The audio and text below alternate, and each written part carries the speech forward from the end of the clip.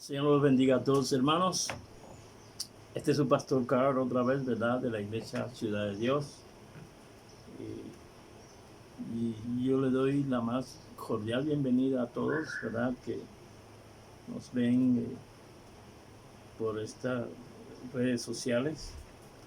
Y para llevarle un mensaje en el día de hoy, yo quiero, ¿verdad? Que analicen conmigo. Espero, ¿verdad? Que todos tengamos nuestros apuntes, nuestros bolígrafos, para que podamos analizar la palabra que tengo hoy. Yo quiero hablar del corazón, de tener un corazón para Dios. Y para esto, ¿verdad? Quiero que vaya conmigo al libro del profeta Jeremías, si vamos al capítulo 29, y leemos desde el versículo 11. Dice así la escritura: porque yo sé los pensamientos que tengo acerca de vosotros, dice Jehová, pensamientos de paz y no de mal, para daros el fin que esperáis. Entonces me invocaréis y vendréis a mí, oraréis a mí, y yo los oiré. Y me buscaréis y me hallaréis, porque me buscaréis de todo vuestro corazón. Así que de esto es lo que queremos hablar, del corazón. Y a veces, ¿verdad? Tenemos algunas cosas que no concuerdan, ¿verdad? Con la palabra de Dios que están en nuestros corazones. Y hablando un poquito, ¿verdad? De la fe, y una de estas es la fe, ¿verdad? Toda nuestra vida cristiana, desde que nacemos, se trata de ir ganando la confianza en Dios. Y la fe es solamente, ¿verdad? Es seguir lo que Dios dice sin mirar las circunstancias. Explico una cosa. Hay un versículo, ¿verdad?, que habla mucho a mi vida, y este es Jesús, ¿verdad? Hablando de unos 10 leprosos. Y la escritura en Lucas 17:12 dice: y al entrar a una aldea, le salieron al encuentro 10 hombres leprosos, los cuales se pararon de lejos y alzaron su voz diciendo: Jesús, Maestro, ten misericordia de nosotros. Y Jesús, ¿verdad?, él, cuando los vio, les dijo así: id y mostraos a los sacerdotes. Y aconteció que mientras iban, fueron limpiados. Y fíjense esto: ellos confiaron directamente en lo que Dios les dijo, en lo que Jesús les dijo. Y su cuerpo no estaba sanado aún ni nada, pero decidieron seguir lo que Dios decía. Y esta es la esencia de la fe. La fe es andar por lo que Dios te dice sin mirar las circunstancias. En otro capítulo, ¿verdad? En Lucas 5,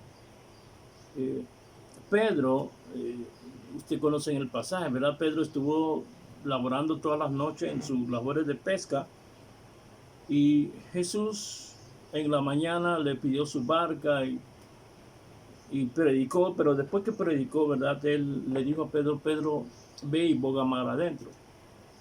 Y Pedro le dijo: Señor, mira, todos los días, toda la noche hemos estado trabajando y no hemos pescado nada más en tu palabra. Y esta es la esencia de la fe: más en tu palabra voy a obedecer. Y salió y obedeció, ¿verdad? Y sus redes se llenaron. En este punto debemos aprender, ¿verdad?, a desarrollar en nuestro corazón las cosas de Dios. Nuestro corazón siempre está en la disyuntiva en decidir, en lo que dicta el razonamiento y en lo que dicta la palabra de Dios. Mire, las cosas que dice Dios muchas veces no van a armonizar con el razonamiento nuestro, pero debemos seguir a Dios en lo que Él dice. Hay un versículo, ¿verdad?, que está en Jeremías 17, y habla precisamente de esto, habla del corazón. Jeremías 17:9 dice: engañoso es el corazón más que todas las cosas, y perverso, ¿quién lo conocerá? Y dice el Señor: yo, Jehová, que escudriño la mente y pruebo el corazón, para darle a cada uno según su camino y según el fruto de sus obras. Así que tenemos que pensar en esto, ¿verdad? El corazón es el lugar, según la Biblia, donde tomamos las decisiones que determinan el curso de nuestra vida. Y el corazón también es el centro de nuestro intelecto, de nuestras emociones, de nuestra voluntad. de toda nuestra actividad física. Y ahí es donde se derriban todas las decisiones que tomamos en la vida. El Señor está diciendo que es engañoso. Hay un versículo que está en Primera de Juan que dice que si nuestro corazón nos reprende, mayor que nuestro corazón es Dios. Así que nosotros tenemos que pensar y evaluar bien las decisiones que tomamos. Me acuerdo, ¿verdad? De la Escritura también dice que Juan, en Juan 20, que los discípulos vieron al Señor cuando se le apareció y fueron contentos y hablaron con uno de los discípulos y le dijeron, Tomás, al Señor hemos visto. Y él dijo, si yo no viese la señal de los clavos en su mano y metiera mi dedo y el costado de él y metiera mi mano, yo no creeré. Entonces las cosas de Dios, las cosas que hace Dios, no van a armonizar siempre con tu razonamiento. Pero debemos tomar la palabra de Dios y seguirla. Porque la fe, por eso es que andamos en fe. Y esta escritura de engañoso el corazón, Jeremías está hablando al pueblo judío que a pesar de todas las advertencias de Dios, no había creído a Dios y sufrió las consecuencias. Y fíjense en esto. Jeremías les profetizó por 23 años al pueblo de Israel. Y en Jeremías 23:10 él dice una cosa, dice, conozco Jehová, que el hombre no es el dueño de su camino, ni el hombre que camina a ordenar sus pasos. Así que no somos de nuestro destino con un corazón engañoso, ni tampoco podemos ordenar nuestros caminos, porque el hombre no tiene, ¿verdad?, esta facultad. Es Dios. Jeremías 25:13 dice así: desde el año 13 de Josías, hijo de Amón, rey de Judá, hasta el día que de hoy, 23 años ha venido a mí la palabra de Dios, y he hablado desde el temprano y sin cesar, pero no oíste. La misericordia de Dios no permite que Él destruya a nadie sin que le haya dado la oportunidad de arrepentirse. Porque siempre es así. Él es paciente y espera que todo el mundo proceda al arrepentimiento. Dice el mismo Jeremías en Lamentaciones, el 3:22, dice, por la misericordia de Jehová no hemos sido consumados, porque sus misericordias no decayeron, nuevas son cada día. Su misericordia es lo que nos preserva. Y la Biblia dice, ¿verdad?, que Jesucristo es el mismo de hoy, ayer y siempre. Eso está en Hebreos 13:8. Pero hay otro versículo, ¿verdad?, que está en este Nuevo Testamento que habla de lo mismo. La segunda carta de Pedro, capítulo 3, versículo 9. El Señor no retarda su promesa, según algunos la tienen por tardanza, sino que es paciente para con nosotros, no queriendo que nadie perezca, sino que todos procedan al arrepentimiento. Ahora, el problema de este pensamiento es que muchos toman este periodo de gracia como un tiempo para más libertinaje. Y esto es un error, ¿verdad? Error en nosotros. Que pensar que estamos viviendo, la estamos gozando y no tenemos castigo por lo que estamos haciendo. Eclesiastés 8:11 dice, por cuanto no se ejecuta luego sentencia sobre la mala obra, el corazón de los hijos de los hombres está dispuesto en ellos para hacer el mal. O sea que por cuanto no hay castigo inmediato de Dios, entonces el pensamiento de muchos es que puedo seguir haciéndolo y no me va a pasar nada. Mire, aunque Dios está siempre determinado a buscar la salvación del hombre, su carácter le impide dejar por inocente al culpable. Siempre hay una limitación en las cosas que él hace, su paciencia. Entonces el engaño en el corazón de muchos es que nos lleva a pensar que haciendo algunas cosas podemos apaciguar las cosas de Dios. Y no es lo que Dios quiere. Cuando Dios nos llamó a consagrarnos a Él. Nos llamó, y consagrarse simplemente es apartarse de las cosas que a Él no le agradan. Hay un versículo, ¿verdad?, que está en Hebreos 12:15. Dice: mirad bien que no sea que alguno deje de alcanzar la gracia de Dios, que brotando una raíz de amargura os estorbe y por ello muchos sean contaminados. Y esta escritura en Hebreos 12:15 está hablando de Esaú. Usted conoce la historia, ¿verdad? De Esaú. Él despreció su primogenitura y vendió su primogenitura a Jacob por un plato de lenteja. Pero después dice la escritura que después, queriendo volver, no hubo oportunidad para arrepentirse. Procuró con lágrimas volver a tomar su primogenitura, pero no pudo. Y aunque lloró, otra explicación de esto mismo del que estoy diciendo está en Deuteronomio 29:19.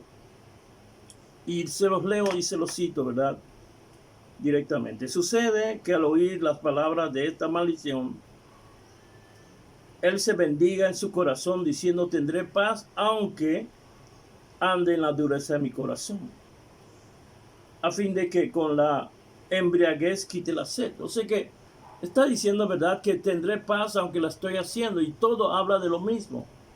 Creer que el tiempo de gracia que estás viviendo es para el libertinaje, y no es para eso, sino es que nosotros procedamos todos al arrepentimiento.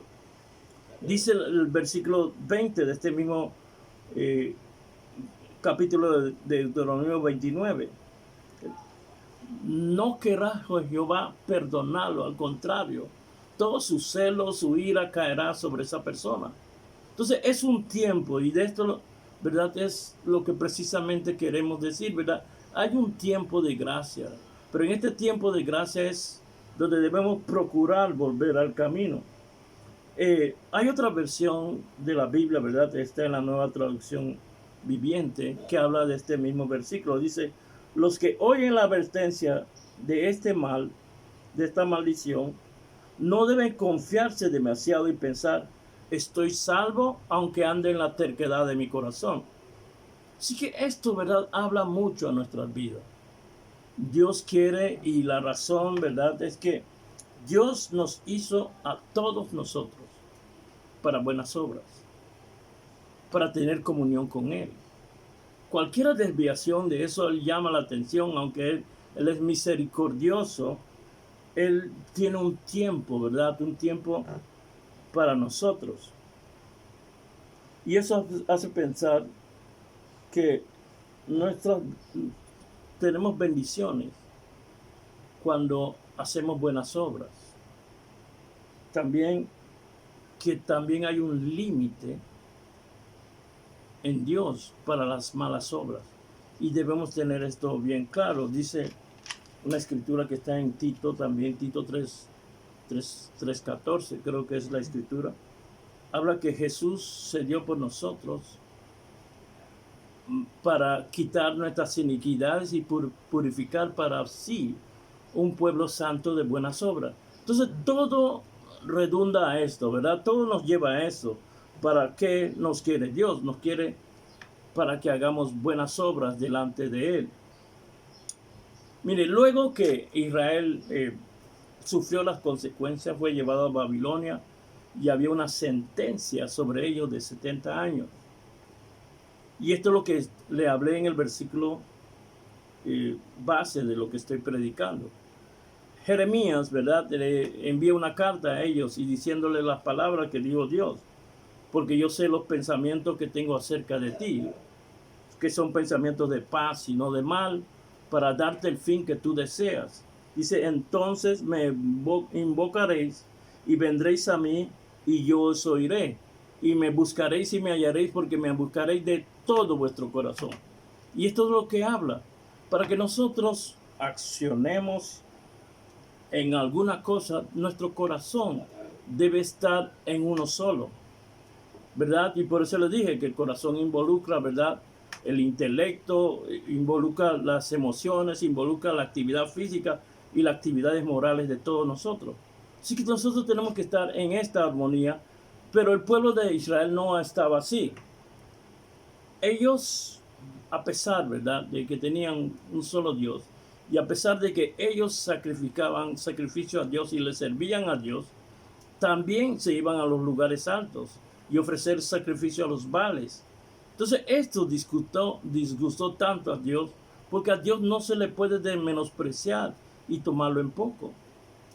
Ellos creían que con los sacrificios que hacían podían apaciguar a Dios,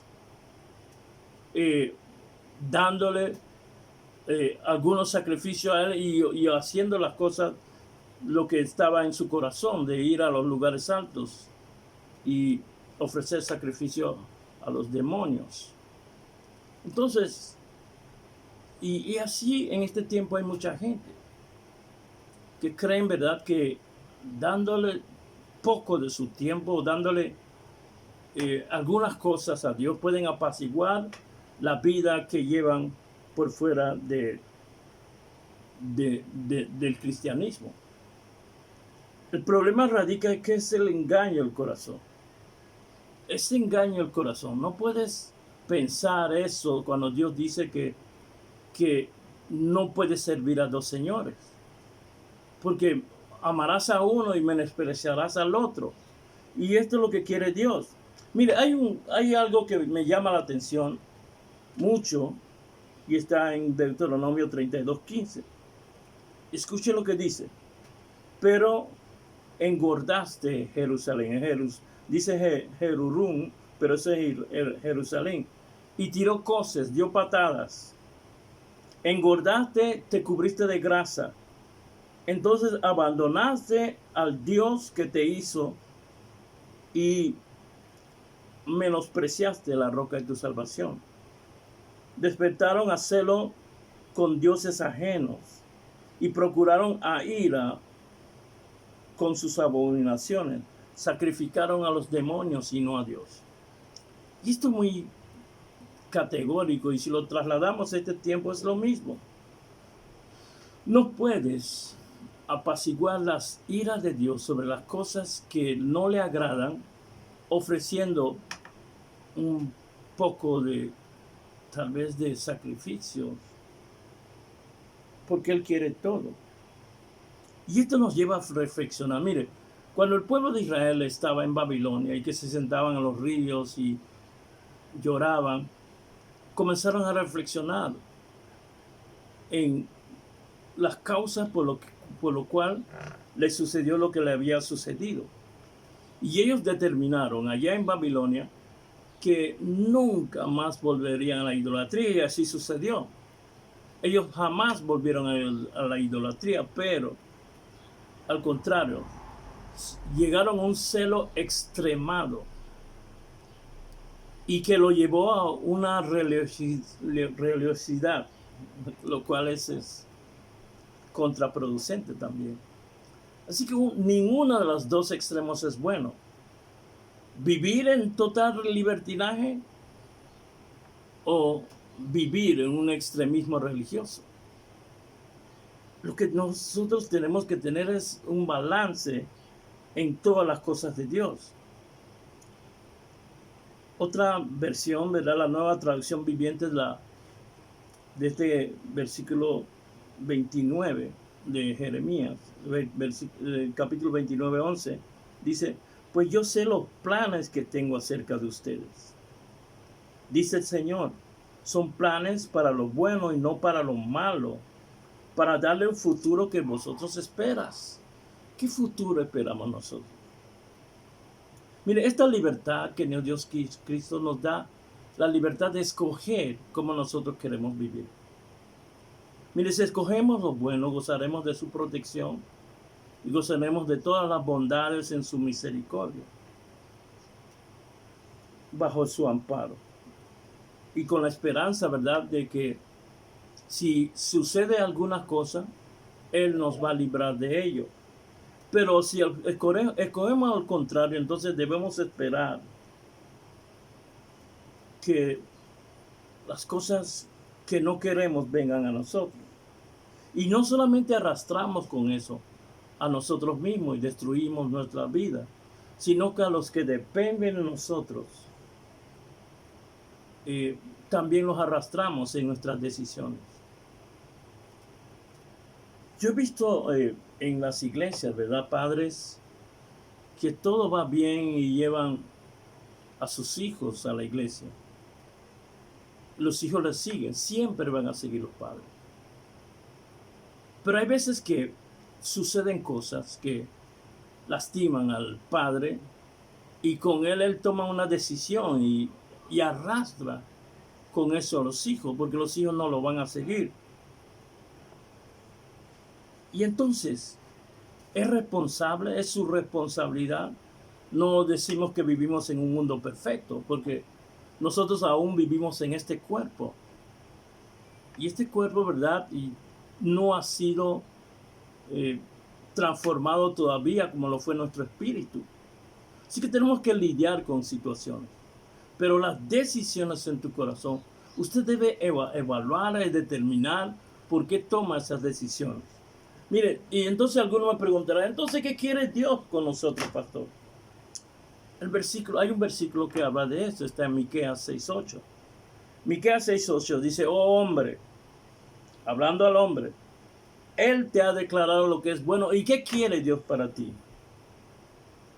Dice, solamente que hagas justicia, que ames la misericordia y que te humilles delante de Dios. Esto sí es tremendo, hermano.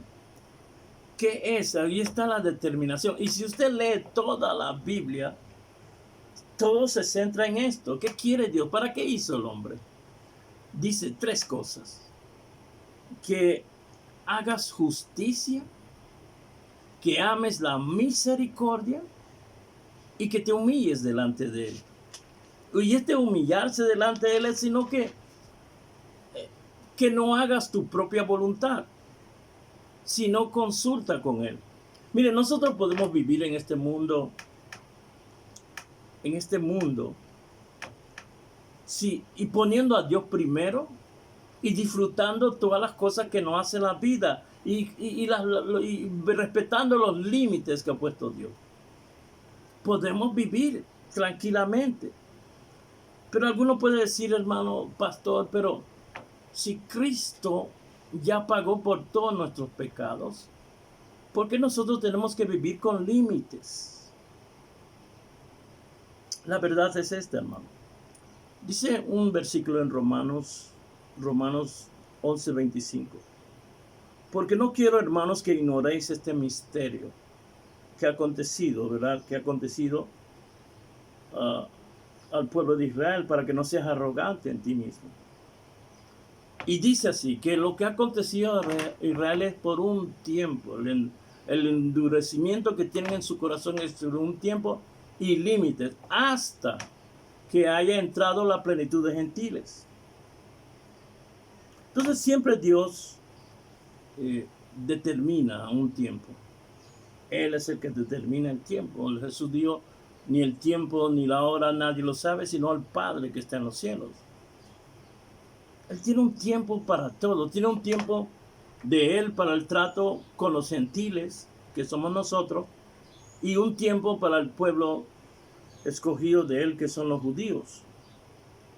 Y ninguno de nosotros debe y no puede saber esto porque está solamente en la potestad del Padre. Y esto puede ser en cualquier momento. Y una de las cosas que yo digo, hermano, que los que han vivido fuera del límite que tiene Dios, lo que le va a pasar es que su corazón se va a endurecer. Y cuando tu corazón se endurece con el pecado, Entonces no vas a tener el tiempo para volver, porque puedes volver, tal vez mucha gente yo he visto salir y volver, pero no vuelven con un corazón, no vuelven lo mismo, no permanecen porque su corazón algo ha ocurrido. Entonces es mejor mantenerse viviendo, y como les dije antes, nosotros podemos vivir en este mundo y Dios por eso nos dio esta capacidad de hacer esta cosa. Nos dio la capacidad de vivir, siempre y cuando pongamos a Dios en el lugar que merece, en el lugar de honra, en su primer lugar, y podemos disfrutar todas las cosas que ofrece la vida, solamente respetando las limitaciones que tenemos. Así que esta mañana, ¿verdad? Yo quiero, ¿verdad? Que, como dice la Escritura en Juan, que si nuestro corazón nos reprende, mayor que nuestro corazón es Dios. Y no caigamos en errores. El razonamiento, la autojustificación no son de Dios. Dios ha dado su palabra y por eso vivimos y por eso andamos. Y nosotros debemos evaluar, y digo esto, ¿verdad? Que como adulto tenemos la capacidad, como adultos no puedo decir como maduros en el espíritu, tenemos la capacidad de discernir o decidir el rumbo que llevamos en nuestra vida y lo que estamos haciendo. Porque todo tiene un destino en lo que hacemos. Dice la Biblia en esto, en Gálatas, que el que siembra para su carne, de su carne segará corrupción. Mas el que siembra para su espíritu, de su espíritu cosechará vida eterna. Entonces, si usted, como adulto, si yo sigo en este camino, tal vez no respetando los límites, ¿cuál será mi destino? Mi destino es que voy a ser endurecido en mi corazón y más allá no voy a tener el tiempo para volver otra vez.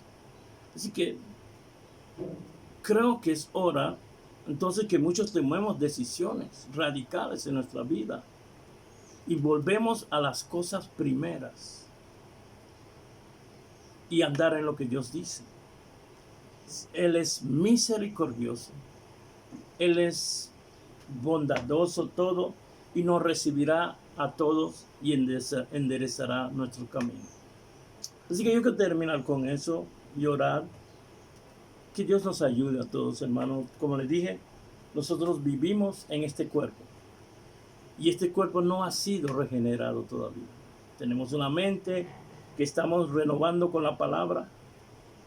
Pero hasta que no lleguemos, entonces tenemos que cuidarnos y saber el destino que tenemos.